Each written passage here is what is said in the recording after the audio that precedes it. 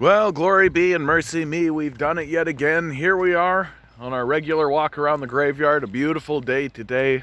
Spring is right around the corner, guys. It's coming. It's coming. Soon we'll be able to be outside without the wind whipping at our faces and punching us down. Oh, I'm looking forward to it. I'm looking forward to the warmth. Oh my God. So, just yesterday, Andrea Horwath, the leader of the opposition for the NDP here in Ontario, finally releases in a Twitter post, hey, maybe we should do something about all of this ridiculous price garbage that's going on. Maybe we should do something about the fact that the cost of living is soaring while wages are stagnating. Maybe we should do something like rent controls, right? Here's what's so ridiculous to me about the tepid NDP response to this extraordinary crisis that we're going through, right? Something like 40% of the society is renting, right? Only 60% of people actually own homes. Corporations are scooping up huge amounts of housing. We literally just saw a story come through not that long ago about a guy that owns 30,000 properties, saying very without any awareness whatsoever, oh yeah, millennials don't really want to own homes. It's not that we don't want to own homes, it's that we literally can't afford them. We can't get the loans, we can't get any of the backing. We're seeing reports coming out of the banking industry saying that, well, if you want to own a home, you better have like $500,000 ready to go as a down payment. I think that it's just so goddamn stupid. It's just becoming unbelievably goddamn stupid, right? That the minimum wage, right? The wage no longer pays the rent. The down payments no longer pay any of this kind of stuff. Nobody is actually willing to talk about the reality that the issue isn't that there isn't enough homes, it's that the homes have been hoarded. No one is willing to actually confront any of this. And there comes a point where I have to start to ask, are the politicians actually involved in the grift? Do the politicians actually also own rental properties? Are they also in on this and that's why they don't want to actually do rent control? Is this why Andrea Horwath isn't actually standing up and saying, hey, we should tell all of these people to get fucked, right? Get completely bent. We're going to do price controls. We're going to do rent controls. We're going to raise wages. We're going to take control of this economy and actually alter it on purpose in order to ensure that people can actually live here. Because the negative consequences of all of this is going to be astounding, right?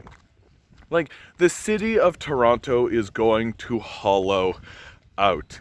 The cities across Canada and across the United States are going to hollow out as no one can actually afford to live in the places where where the jobs are. This is why you have this great resignation going on, right? If the only jobs in an area don't pay the rent that's on offer in the area, then nobody can live in the area.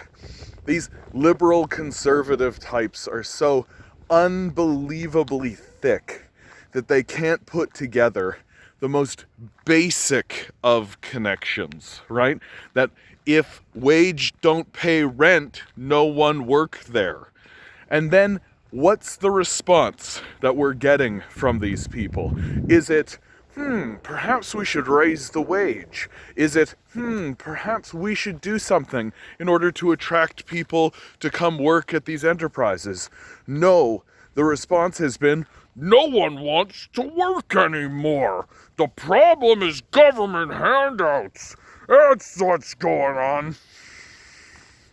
And more we're seeing that what's actually going on is everyone's taking a look at these shitty jobs that everyone called essential throughout the COVID period, while also saying, yeah, but it's not worth like a living wage.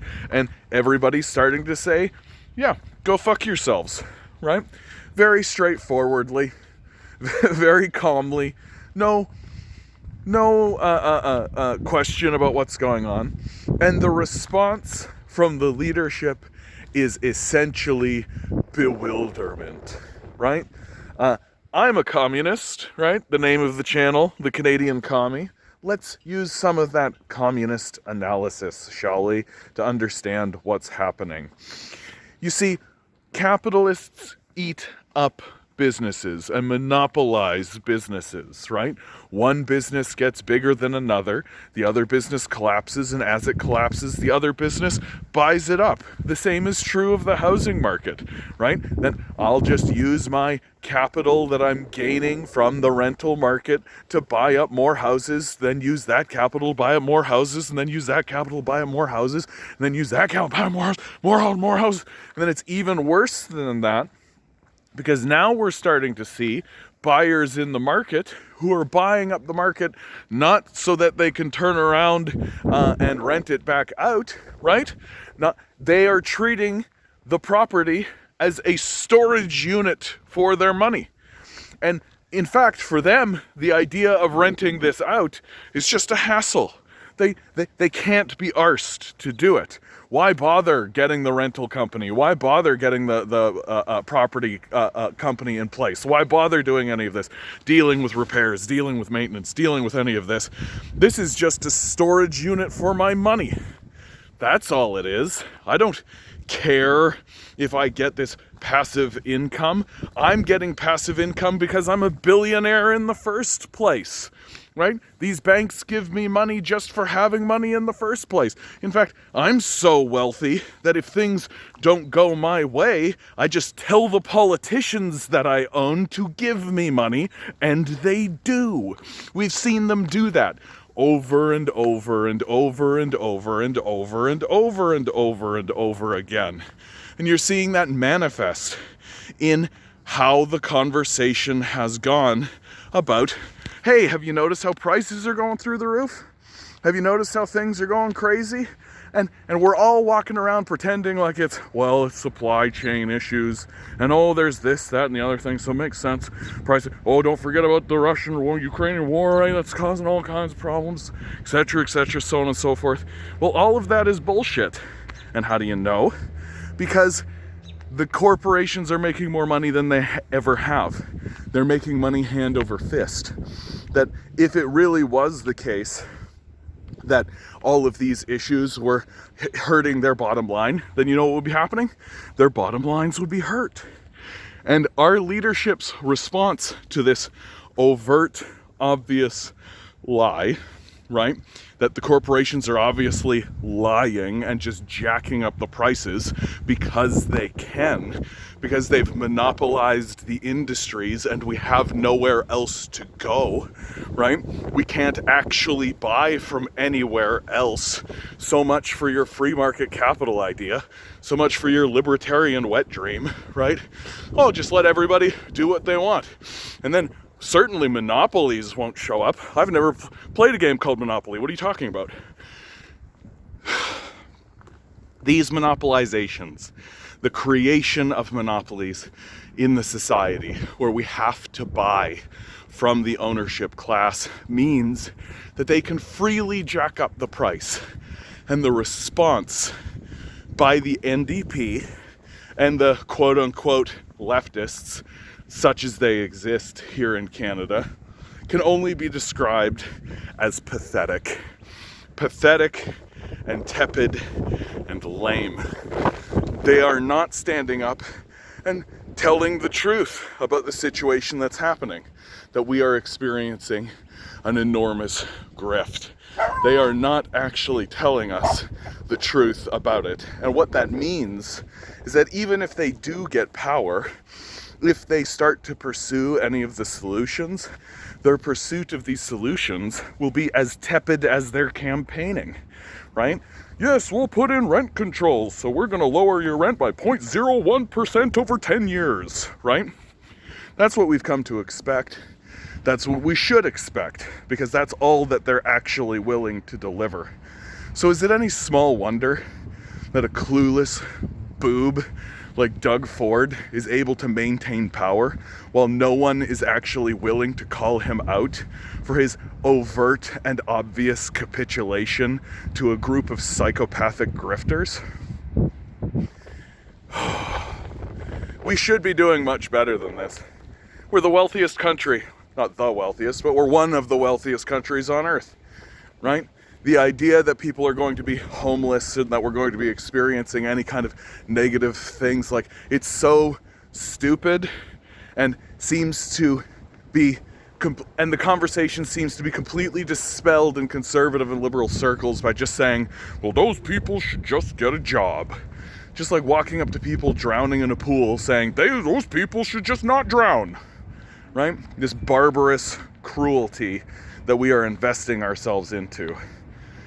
And it's going to have profound negative effects in our society. And as we hurl ourselves down the stairs of our own destruction, the NDP and the leftists are just sitting there going, well, I guess something could be done about it, I suppose. Vote NDP.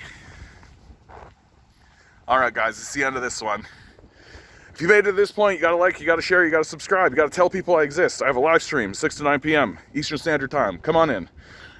We gotta be supporting leftist voices. We actually have to start rallying around these ideas. The capitalists are abandoning us. It's become obvious. If we don't actually do something about it, they will happily extract all the wealth from the society and then take off to their pedophile sex islands. That's who they are. That's what they're doing. They're doing it right in front of our faces. And if you believe what they say, then you're just a gullible rube. Always remember, guys, you are a quantum being walking around in quantum energy. The billionaire class is spending hundreds of billions of dollars to make sure that you never realize it and you just stay the good little commodity that they need you to be. Rebel, revolt, repent. Good luck. We're gonna need it.